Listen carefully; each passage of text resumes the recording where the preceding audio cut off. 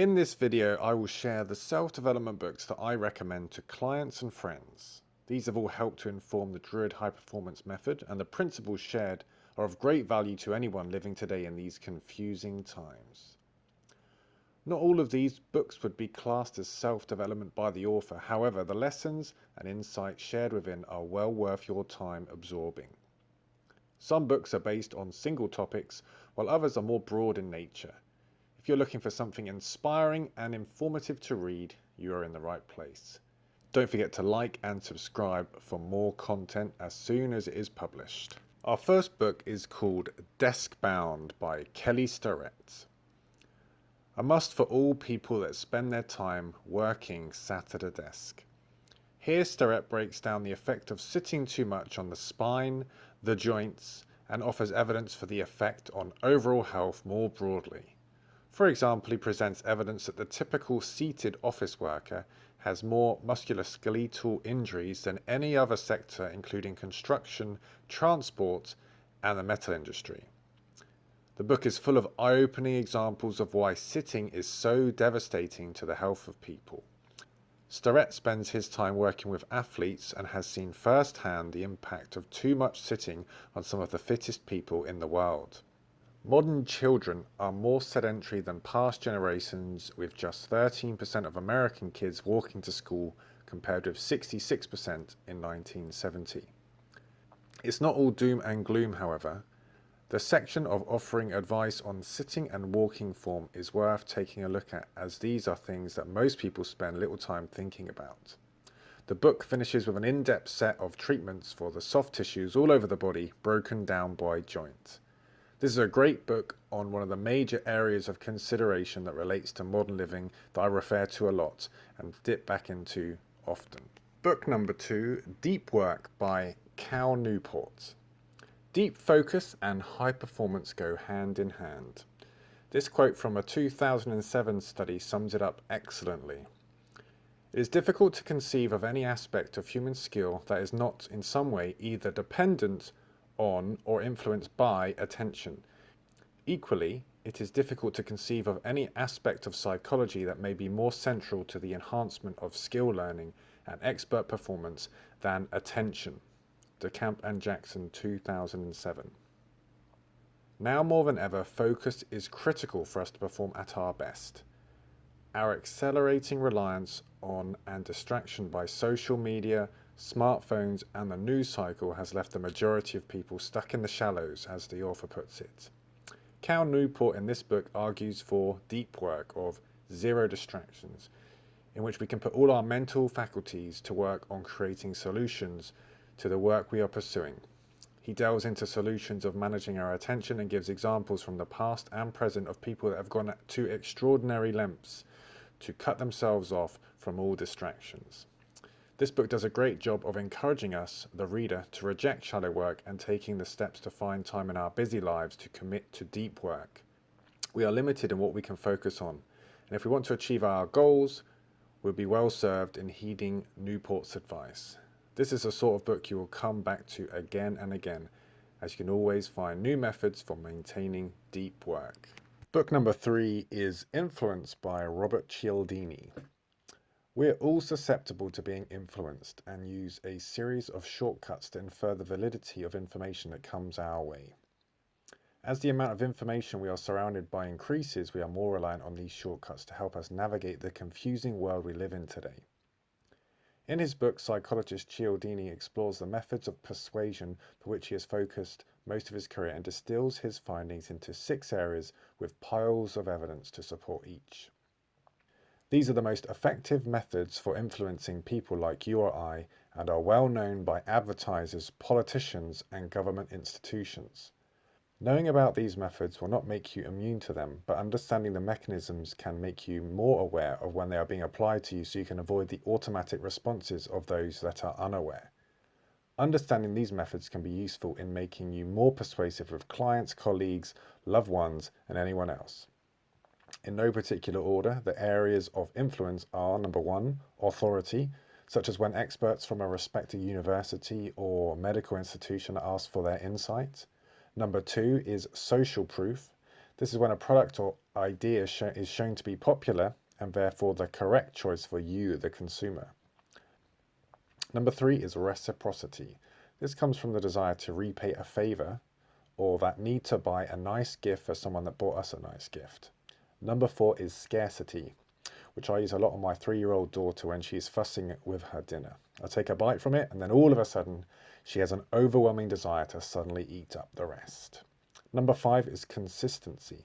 This comes from our need to appear consistent with our past choices, which sees people double and triple down on previous statements that are clearly untrue. And the final one, number 6, is liking. And this is the observation that we are far more influenced by someone we like than someone we don't like. You will excuse the behavior of a close friend than a stranger you would find unacceptable. Everyone would be well served in learning these methods of influencing. Cialdini's follow-up book, Persuasion, uncovers another facet, which I haven't read yet, but certainly will. A great book, full of lots of examples and lots of evidence, and it's fascinating read. Book number 4, Stand and Deliver by Dale Carnegie Training. This book leads on well from the last one as they cover a lot of the same ground. This book looks specifically at one of the areas of life that many people fear, public speaking. Speaking is a superpower. People that can communicate their ideas clearly and with vision really are the ones that make things happen. Doing this to a room full of people is such a rare skill that this book has to be on the list. Like anything else, great speakers work at it. They're not just born with this skill. This book takes you through the process and encourages you to find your own way. Preparation and refinement are the names of the game here. Like an artist honing their craft, so must the dedicated speaker. Writing and speaking are foundational aspects of self-development and were for millennia key to a classical education. This book offers tips on preparation, including using questions and answers to explore your given topic, tips on rehearsal by using your internal voice, speaking out loud alone and with another to get valuable feedback, and finally tips on delivery so you can create emphasis by altering your pitch, be persuasive and have the audience feel like you are speaking directly with them. This book offers case studies of great speakers of the past, which is very useful as modeling someone can inspire us to follow in their footsteps and improve. A great book and one I dip into over and over again. So book 5, The Richest Man in Babylon by George Clason. Managing money is an important part of the self-development puzzle.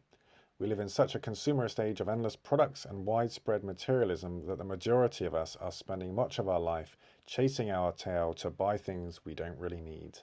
This book was written in the 1920s and discusses financial wisdom written thousands of years ago in ancient Mesopotamia.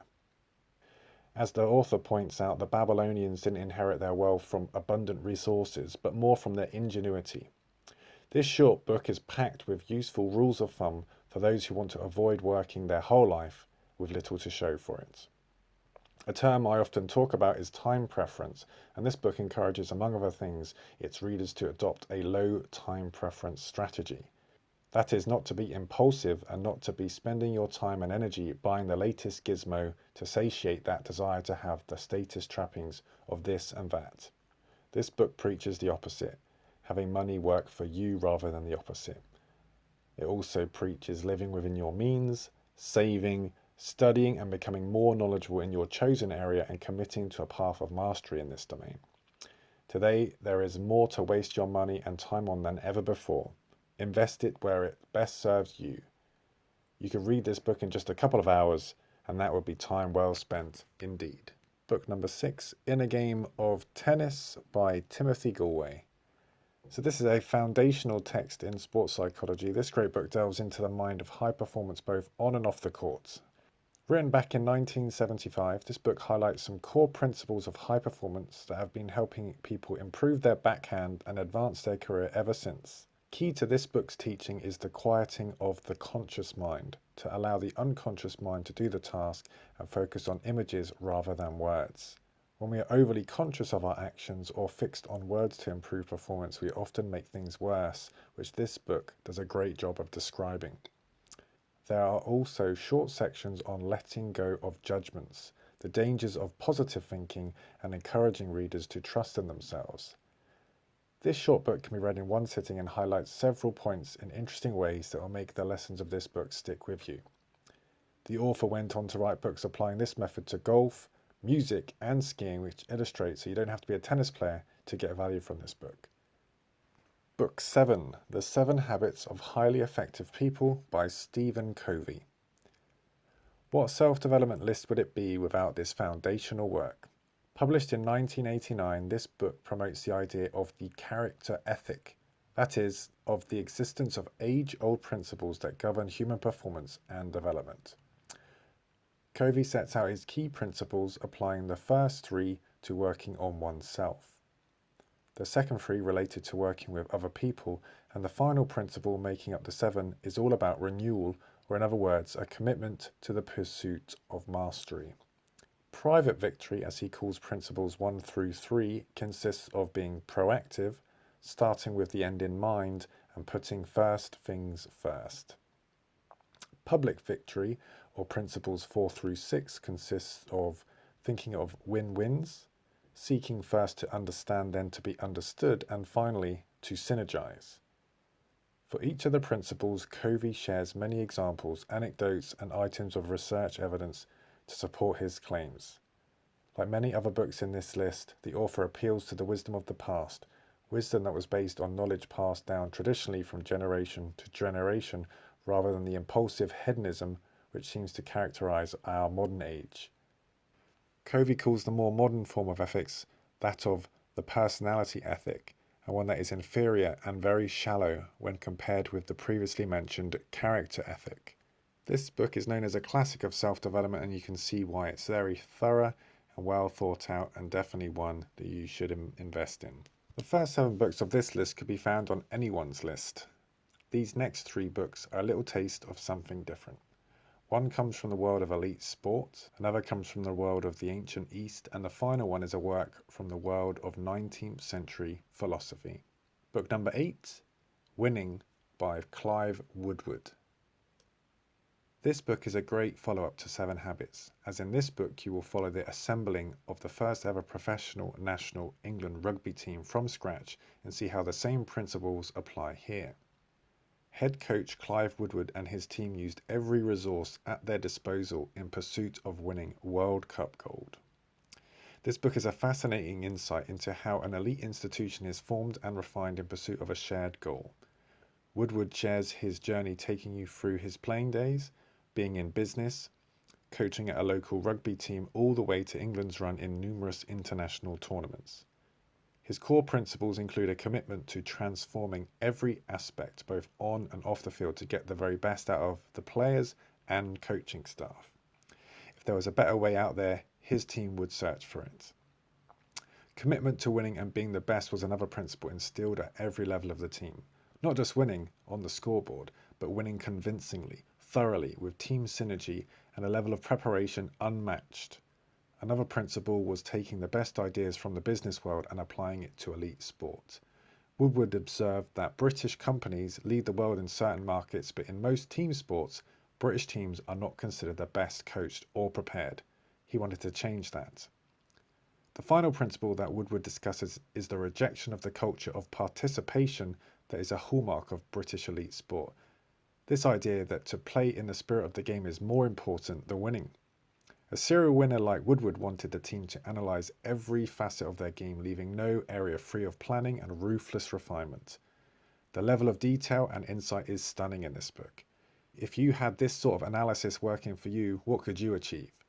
Some of the ideas in this book you will revisit again and again. It is so full of great content that you could read it a dozen times and still have more to draw from it. You certainly do not need to be a rugby fan to get some value from this brilliant book. Book 9. The Root of Qi Gong, Dr. Yang Jingming. My intention for this list was to not include any textbooks, but this one snuck in due to its depth and value over the last 15 plus years. Qigong is a complicated topic which can be hard to get a handle on, and this book does a great job of easing you into the area of study. The book is split into 3 sections. Number 1 covers a general introduction, number 2 covers general keys to Qigong training, and section 3 covers the Qi vessels and channels. Section 1 has some great information on the history of this discipline, charting its origins in antiquity and taking you right up to the present day. In addition, the author introduces general concepts, categories of Qigong, and some basics on the Qigong understanding of the body. Section 2 starts to get into the training concepts and talks about self-regulation of the body, breath, mind, and more. One section, the regulation of the emotional mind, touches on some of the same ideas on a previous book in this list, The Inner Game of Tennis. Also, the concept of fire and water is introduced and how that applies to Qigong, which you'll find parallels of in the martial arts and the arousal regulation concepts from sports psychology. Section 3 goes into the theory of how Qi travels around the body and is stored in vessels. People in the West have a hard time with the concept of Qi, but the author does a great job exploring the research on bioelectromagnetic energy and offers hypotheses on what this will mean for the future of Qigong. The author embraces the scientific approach, so if you put off by overtly mystical sounding language around things like this, you will find this book a welcome read. This book takes a daunting and esoteric subject and makes it approachable. Further books by this author are very much aimed at the experienced practitioner, but this book is a great introduction. Book 10, On Heroes, Hero Worship and the Heroic in History by Thomas Carlyle. This book is actually a set of lectures given by the giant of 19th century literary Britain, the Sage of Chelsea, Thomas Carlyle. Carlyle was a figure of tremendous influence in his day. These lectures were his attempt to investigate the character and minds of a collection of great historical figures. Carlyle cast the hero of the title in 6 lights: that of the divine, the prophet, the poet, the priest, the man of letters, and finally, the king. Carlyle is famous for his profound insight and stunning rhetoric. This book is chock full of passages that are laden with inspiring sermons on great deeds and heroic will. This set of lectures, although not explicitly written as self-development, has the effect of percolating through your mind for weeks and months after you have read it, reshaping your perception of heroism and of the mighty figures that Carlyle speaks so highly of. Figures such as Shakespeare, Dante, the Prophet Muhammad, Napoleon, Oliver Cromwell, the Norse god Odin, Martin Luther, and more get discussed in earth-shaking style unlike any other writer in history. Carlyle has some of the most inspiring quotes of all time, and this set of lectures is a great doorway into those. I will leave you with 3 that I share with my clients that are better than anything you will find in modern literature in my view. Have a purpose in life, and having it, throw into your work such strength of mind and muscle as God has given you. The block of granite which was an obstacle in the pathway of the weak becomes a stepping stone in the pathway of the strong. A person with clear purpose will make progress even on the roughest road. A person with no purpose will make no progress even on the smoothest road. So there's my list. How many of these have you read? Is there any book you think deserves to be on this list? The lessons from these books should be taught in school today, in my opinion. Do yourself a great service and pick up one of these fantastic books and benefit from the wisdom found within. Please like this video and share with anyone you know looking for some inspiring books to read. Make sure you subscribe so you never miss a new video here on Druid High Performance.